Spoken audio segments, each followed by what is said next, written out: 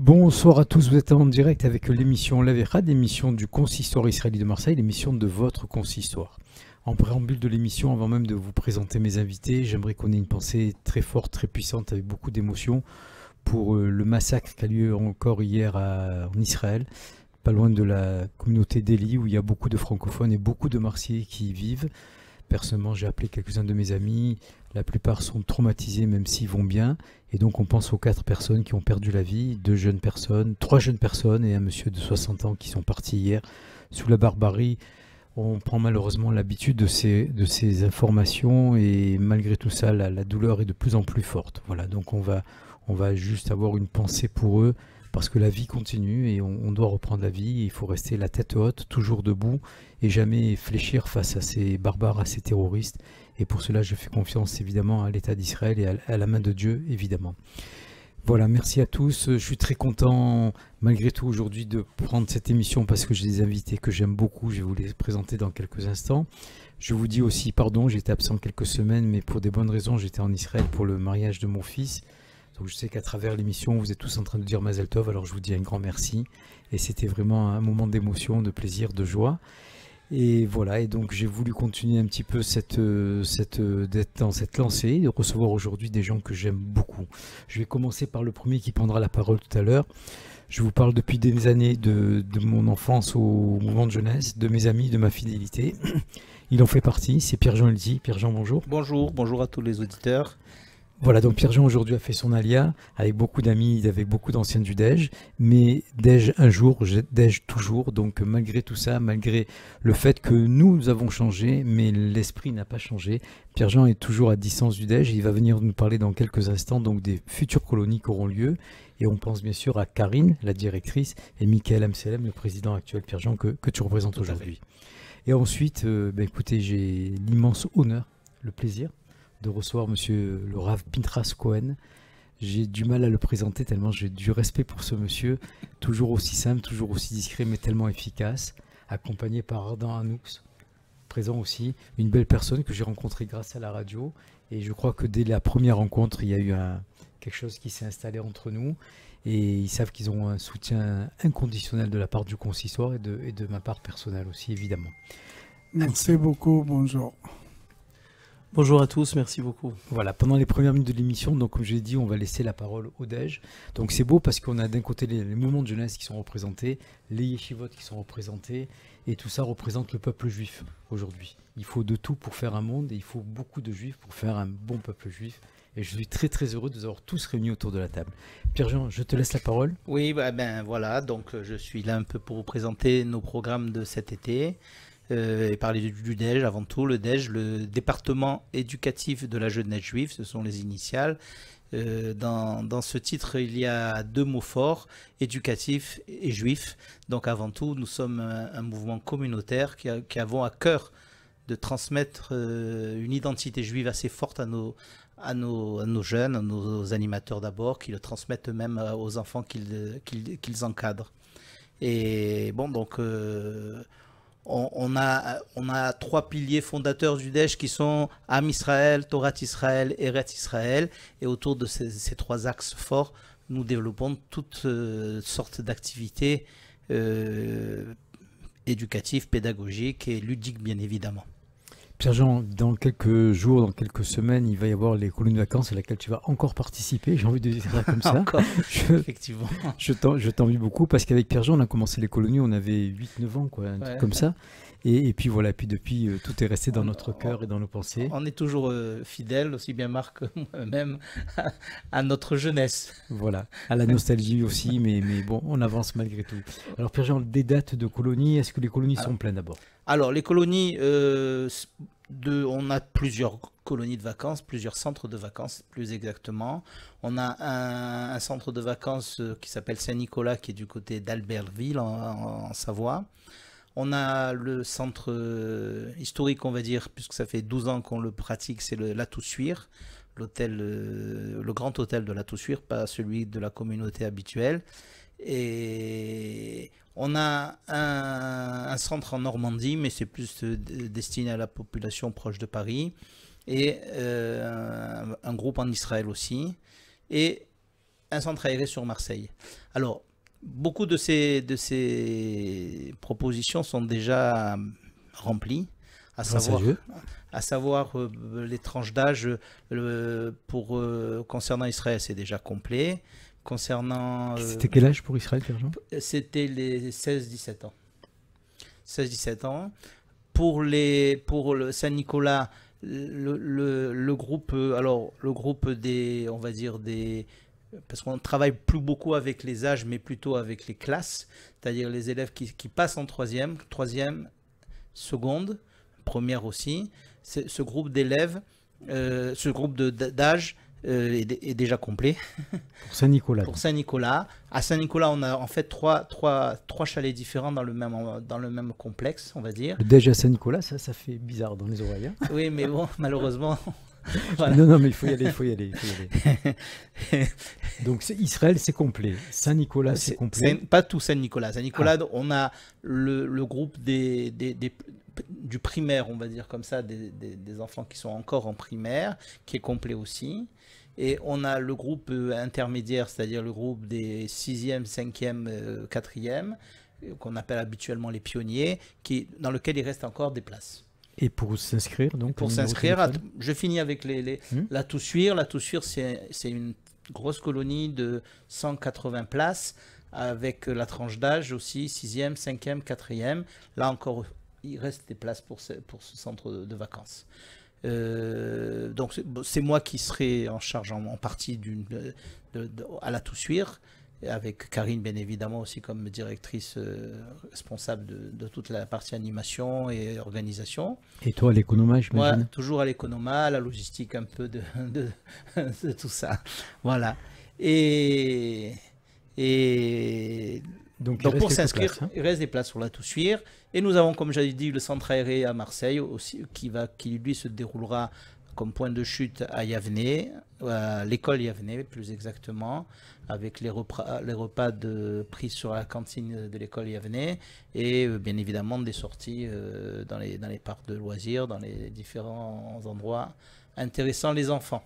Alors les numéros de téléphone et les inscriptions. Le moyen d'inscription le plus simple, c'est dejj.fr, c'est le site générique, on va dire, du DEJ pour toute la France. Là-dessus, vous trouverez tous les renseignements, le dossier d'inscription.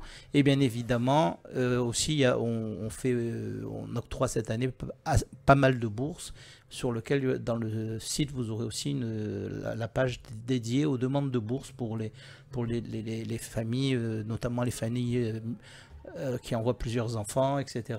Nous accordons des bourses, sachez-le. N'hésitez pas à faire appel à cette demande de bourse qui est aussi sur le même site. Donc dejj.fr, il reste très peu de place. Voilà, il reste très peu de place. Alors sur la Toussuire, on a 4 thèmes. On peut choisir les thèmes d'inscription. On a ce qu'on appelle DEJ Academy, c'est-à-dire le chant, la danse, le théâtre, l'expression corporelle, on va dire comme ça. On a un groupe self-défense avec des enseignants de Krav Maga essentiellement, mais bon, c'est assez élargi. Un groupe vidéo et un groupe sport de montagne. Oh, donc voilà, donc les enfants peuvent choisir. Et il y a aussi un groupe, sport collectif. Ça, mais c'est à cheval sur Saint-Nicolas et la Toussuire aussi. Bon, le DEJ se spécialise, en bourgeois voilà, un petit peu aussi, pas, quand même, hein. un petit peu. C'est pas, non, je veux dire, ça répond à une demande de la part de la nouvelle génération. De la génération, ils veulent des choses un peu innovantes et on essaye de les satisfaire pour le mieux. Voilà. Donc vous qui êtes à l'écoute de l'émission, donc dejj.fr, quel que soit le mouvement de jeunesse, même si le DEJ est là aujourd'hui, inscrivez vos enfants dans les colonies juives de vacances. C'est une éducation, c'est les futurs gars de la communauté et on ne peut pas laisser les enfants 2 mois comme ça dans la maison, devant une télévision ou devant un portable.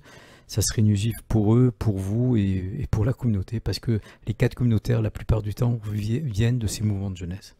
Absolument. Et puis bon, je profite de dire aussi que le centre aéré se fait cette année en partenariat avec le consistoire et le soutien total de l'équipe du consistoire et du grand rabbin Ohana qui s'est engagé à nous aider dans différentes transmissions. On remercie tout le monde et Michael Amselem qui est président du DEJ et aussi membre du consistoire israélite de Marseille. Pierre-Jean, je crois qu'on va Voilà. essayer de t'occuper Si de vous tes voulez, petits-enfants, c'est ça? Voilà, je vais retourner à d'autres occupations. Si vous voulez, je vous donne le téléphone du DEJ Marseille. C'est spécifique. Le numéro de téléphone du DEJ Marseille, 06 52 68 87 99. Et Karine vous répondra et vous renseignera de vive voix sur vos questions. Merci Pierre-Jean. Merci à vous. Bonne colonie. Hein. Merci. Fais attention quand même à la ligne. Hein. Le sport sur place entretient aussi la forme physique. Ça marche. On t'embrasse tous Pierre-Jean et à très très très bientôt. Merci. On le laisse partir parce qu'il a les petits-enfants de... Il a un travail complet. Kol tov. Beaucoup d'Atzlacha. Juste, j'ai dit, les parents, ils donnent les enfants à la main de M. Lilti. Ils pouvaient être assurés. Il fait travail et responsabilité extraordinaire. Je cautionne complètement ce que vous dites, Rav. Merci Pierre-Jean, à très bientôt. Zach. Voilà, donc la suite de l'émission est entre vos mains. Alors, Rav Cohen, est-ce que je peux me permettre de vous poser une petite question avant de parler de l'Aïloula, de parler de Quand l'Yeshiva vous avec Adam? voulez. Ça fait maintenant presque un an que la ville de Marseille est en deuil, puisqu'on a perdu le Rav Imoun. Je sais combien il était important pour vous, combien vous étiez important pour lui aussi d'ailleurs. Hein, je veux dire, comment on vit après? Je m'excuse de vous poser cette question. Vous savez que l'émission, on ne prépare rien avant, mais cette question, elle est dans mon cœur depuis quelque temps. Parce que nous, à notre tout petit niveau déjà, on a un manque. Donc j'imagine une personne comme vous qui en plus avait perdu d'autres membres autour de vous. Donc on va pas parler de cette table maintenant. J'aimerais vous poser la question, si vous avez envie d'y répondre, évidemment. C'est très dur. Vraiment, c'est grand manque. Et j'ai parlé de moi, j'ai pas réagi encore. Et des fois, je vois, parce que nous parlait des sujets de Torah, de Halakha, et des fois, nous parlait de quelque chose, c'est arrivé hier. J'ai trouvé un nouveau livre, une chose, il a parlé. Tout de suite, j'ai fait photocopie pour montrer lui demain, mais il n'est pas là. Pour vous, il est toujours présent. Présente, c'est vraiment dur. Et bien sûr, lui, il avait des grandes épaules pour prendre responsabilité dans le travail de chaque jour. Il m'a fait ma vie comme Rav très, très, très facile. S'il y a chose, c'est pas écrit dans les livres. Quelqu'un, il pouvait pas trancher. Besoin de prendre des risques même. Lui, il a fait ça et maintenant, comme s'écrit la Gemara, après le grand Rav est parti, il y a beaucoup de monnaies changées, mais il y a pas les banquiers. Comme ça, la Gemara. L'image est forte et belle, parce que quelque part, vous êtes un peu, pour nous en tout cas, vous êtes un petit peu son héritier spirituel, quoi. Je veux dire... Pas loin. Vraiment, je voulais vous dire, parenthèse, les personnes, il arrivait, nous parlait entre nous, hein, il arrivait caché quel grand il était, même Talmidei Chachamim, même les personnes qu'il connaît bien, il arrivait de vraiment cacher. Il a fait ça exprès. Et nous, il était vraiment très, très, très grand pour ça. Nous ne pouvions pas remplacer. C'est vraiment manque. C'est âme, ces personnes. Il était des générations. Ce n'est pas de notre génération. C'est d'autres époques complètement très loin. Et ça, c'était la force de lui, mais... Même la chose, je parlais à lui, c'est un petit peu, parce qu'il arrivait toujours caché et toujours annulé lui. Et ça, c'était les forces les plus grandes de lui. C'est ce qu'on appelle un grand tzaddik. Il était grand tzaddik, mais c'est pas tzaddik parce qu'il avait une force spirituelle, mystique. C'est parce qu'il a étudié la Torah, pour la Torah. Et il a compris surtout. Il a compris. Et il a su la transmettre. Et il a appliqué la chose. Il a appris, il a fait. Pour lui, s'il trouve quelque chose de nouveau, il change tout pour faire. Pour lui, il était exagéré de faire la religion de la façon la plus sévère c'est possible. Comment vous traduisez Mahmir?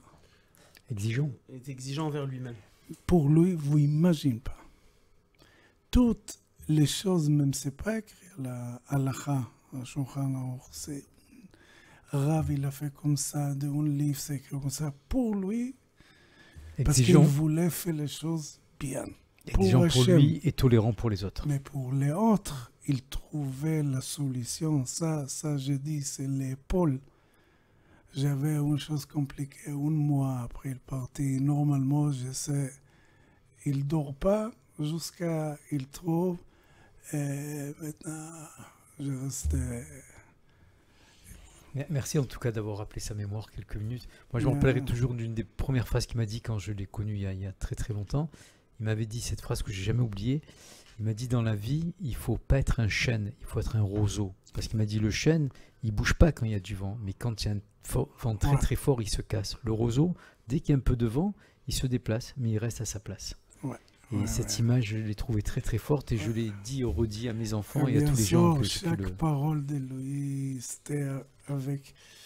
Il a réfléchi beaucoup et toujours, il a pensé la parole, s'il voulait dire, si c'est adapté à la personne à qui il parle. Ou non. Et pour ça, il avait éprouvé 3 personnes. Tout le monde parlait avec la même chose et lui donne des réponses différentes. Complètement différentes, adaptées. Comme grand docteur, il savait les doses exactement aussi efficaces. Et la force, le plus fort de lui, c'est qu'il savait aussi pas parler. Ça vous connaît aussi. Et oui, le silence est d'or. Moi, je rappelle, une de la première fois que j'ai voyagé avec lui, c'était un voyage de 2 heures. 2 heures. Il n'a pas parlé un mot. Et moi, j'ai essayé ça. Après, j'ai compris. Après, il m'a dit, non, nous savons ça. Ensemble, c'est très bien. Des fois, il vous disait, il n'y a rien à dire. Ouais. On ressent les choses. Un jour, je vous raconterai quelque chose qui m'est arrivé avec plaisir. Pas Adam, on va aussi te laisser la parole. Donc, parle-nous avant même de parler. Alors, on va donner la date quand même de ce grand gala qui a lieu chaque année. Et cette année, je suis très heureux parce que le lundi 3 juillet, je serai à vos côtés. Je viendrai. Actuellement, je suis toujours en Israël cette période. Cette année, le 3 juillet, je serai à vos côtés. Donc, au Florida Palace pour la grande Iloula que vous organisez. Alors, pourquoi pour ce rave? Et parle-nous un petit peu de la Iloula, de vos activités journalières, Adam. Alors, on va d'abord expliquer pourquoi ce rave-là.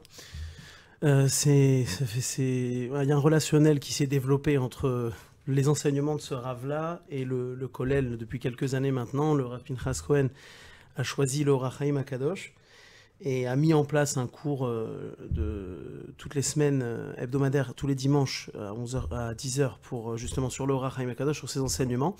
Et donc on a décidé de fixer, à la place de continuer à faire des galas, on a décidé de fixer cette date-là, de faire une Iloula, de réunir le maximum de gens pour faire un grand kavod au Orach Chaim HaKadosh qui a une Torah qui est sans limite, qui a une Torah qui est vraiment très développée, qui prend en compte les gens, qui va amener aux gens tout le réconfort qu'ils peuvent avoir besoin. Et donc c'est un peu ce qu'on cherche à faire, c'est réunir un maximum de gens autour de cette Torah-là pour mieux comprendre ce que le Ham Israël a besoin de faire et qu'ensemble on puisse tous travailler ensemble dans la bonne direction. Donc c'est pour ça qu'on a choisi ce rave-là spécifiquement. Très bien, donc chaque année cette Iloula aura lieu à cette période, c'est ça? Toujours, le 15 Tammuz, tous les ans. Le jour où il a décédé. D'accord, 2 jours avant le jeûne. C'est ça. Ouais. Ok, donc ce soir-là par contre on va bien manger puisque je vois qu'il y a aussi un cocktail, en général c'est un repas qui est servi à table. Hein, tout à fait. Une ambiance musicale, ouais. Donc ça c'est pour le côté festif et pour ressembler à l'image que vous donnez en tout cas qui est toujours vers la musique, vers l'amour, vers la paix, vers la fédération de la communauté juive et ça je vous en remercie. Et donc comment va se dérouler cette soirée, Adam? Comment est-ce qu'il faut s'inscrire à l'avance? Est-ce que les places sont réservées? Est-ce qu'on peut venir le soir même? Alors, il n'y a pas une obligation à s'inscrire à l'avance. C'est plus facile pour nous au niveau de l'organisation. Bien sûr. Mais en soi, il n'y a pas d'obligation. Les gens peuvent venir comme ils veulent. Hein. La différence, c'est que chez nous, c'est pas comme McDonald's, c'est cachère. Les gens peuvent venir comme ils veulent. Et le but, c'est justement de passer ce moment-là. Normalement, il y a un sioum des livres du Or HaChaim Akadosh qui est fait sur place par le Rav lui-même. Donc, et qu'on va un petit peu parler de lui, un petit peu raconter aux gens qui il était, qu'est-ce qu'il a apporté au Ham Israël. Donc, on ne peut pas tout dire à la radio parce que sinon, c'est pas intéressant, c'est contre-productif. Bien sûr. Donc, après, on a aussi, pour les donateurs, on a fait venir cette année des livres spéciaux sur le Or HaChaim Akadosh en français, qui traduit. Donc, il y a sur certaines sections du Or HaChaim, donc Bereshit, Shemot, Vaikra, Bamidbar, Dvarim n'est pas encore sorti. Donc des commentaires de la Torah. En réalité, c'est des explications sur les commentaires du Or HaChaim sur la Torah. Et donc traduit en français, très abordable, très intéressant, qui justement on les fait venir d'Israël du Rav Naïm qui fait un travail exceptionnel, justement pour mettre à la portée de tous ces enseignements-là, pour que les gens y voient et que ça leur apporte du réconfort, ça les aide à aller de l'avant et les aide à mieux comprendre ce qu'Akadosh Baruch Hu veut de nous ici. On pourra les lire et les comprendre tout seul. En partie. Hein, parce que souvent la Torah c'est compliqué de la lire. Non, mais là, il a vraiment fait un travail exceptionnel. Quand j'ai des traductions, si j'ai pas un rave à côté de moi, j'ai compris que j'ai rien compris, quoi. Parenthèse, ça c'est une idée, tout le monde y pense comme ça, mais la vérité aujourd'hui, avec tous les livres traduits en français, et les méthodes, nous, le Beth Midrash, notre spécialité, c'est chaque juif pouvait être autonome complètement dans chaque étude. Juste venez. C'est pas cours de beaucoup de monde, c'est tête à tête. Nous appris les méthodes, comme chaque métier. Si vous arrivez à être médecin, ingénieur, chaque métier, c'est question de pas longtemps de stage et après, à votre temps libre, vous étudiez de vous-même. La chose vous intéresse parce que il y a rabbanim, mais les livres, c'est aussi comme rabbin. Je l'entends, mais souvent, quand on est seul, il y a tellement de questions qui nous appellent, et quand on n'a pas la réponse ou qu'on imagine la réponse, souvent on est déçu par soi-même. C'est ça que Mais ça, c'est la méthode de voir. Des fois, vous posez question, une ligne après, il y a la réponse. Il y a la réponse, voilà. Mais il faut qu'on nous la montre. Et c'est ça, nous dit, fait. Première chose, vous avez besoin d'étudier 10 lignes, 20 lignes, une fois, deux fois. Après, vous regardez vous-même. Il y a un mécanisme. Et encore, dans l'étude de la Torah, il y a une phrase, c'est mon Rav Shlomo Zalman Auerbach, il a dit, quelqu'un, il n'est pas mourir de questions. Ça veut dire, ok, vous avez question. Tu auras la réponse plus tard. Oui, vous notez, un jour vous trouvez. Mais l'essentiel, c'est vraiment cette force d'étudier seul. Toutes les choses, vous voulez nous arriver à amener les personnes d'étudier seul. Donc il faudra avoir ces livres entre les mains, donc faire un don ce soir-là et pouvoir justement commencer à déguster un petit peu cette traduction. Tout à fait. Bon, en plus, ça, c'est qu'un prélude, ce livre-là, parce que le but, en réalité, c'est d'amener les gens à s'intéresser à l'étude. Et c'est ce qu'il a dit le Rav, c'est-à-dire de comprendre le but aujourd'hui du Kollel Birkat Mordechai. Quand on dit le Kollel au service de la communauté, c'est pas juste un slogan qui accroche bien. Ça va plus loin que ça. C'est exactement ce qu'il a dit le Rav, c'est rendre accessible l'étude de la Torah à tous. C'est-à-dire que c'est ça qu'il a répété le Rav 2 fois. C'est-à-dire qu'il y a une méthode pour étudier avec les moyens qui existent aujourd'hui. Et nous, la seule chose qu'on est là, pourquoi ? On est là juste pour montrer aux gens cette méthode-là, pour leur faire assimiler cette méthode-là, pour qu'après ils puissent être totalement indépendants dans l'étude. Est-ce que c'est une question que beaucoup de gens se posent, et je pense derrière la radio aussi, les gens qui sont à l'écoute de l'émission, est-ce qu'il y a une corrélation entre l'étude et la pratique ? Est-ce que ce sont deux choses isolées ou deux choses complémentaires ? Moi, je réponds. Nous, mêle pas la pratique. C'est nous après, même nous demande rien qui vous êtes, qu'est-ce que vous faites. C'est passé la première année de Beth Midrash, il avait quelqu'un, même non-juif, il a aimé Teilim. Moi, je donnais cours à lui. Ne regarde pas parce que l'étude, c'est première chose, c'est l'étude, entre l'étude, entre l'information, Après, qu'est-ce que vous faites avec ça? C'est vous et Dieu. C'est un peu comme quand un enfant qui sait marcher, on sait tous marcher, puis il y en a qui vont courir, il y en a qui vont faire le saut à la perche, Comme il y en a permis qui de vont les conduite, utiliser, voilà, chacun va comme chaque utiliser chose. à son niveau. Et Donc, nous mêle pas. Nous, si quelqu'un pose la question, ça, mais pour nous, c'est vraiment, c'est fait connaître notre richesse. Ça, c'est Rochaim Akadosh, il a fait accessible tous les secrets de la Torah, d'un livre, des Chumash, mais il y a un trésor énorme là-bas. ben ça, c'est l'image de la tolérance et de la fédération que vous démontrez à travers cette yeshiva que tout le monde entend. Je veux dire, tous les gens qui vous ont côtoyé ou qui vous connaissent ont toujours ce retour.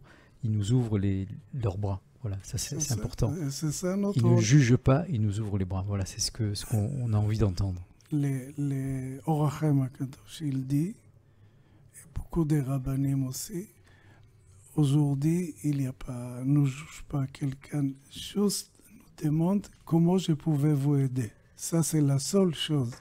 Comment? C'est beau. Toutes les autres choses, c'est pas notre rôle.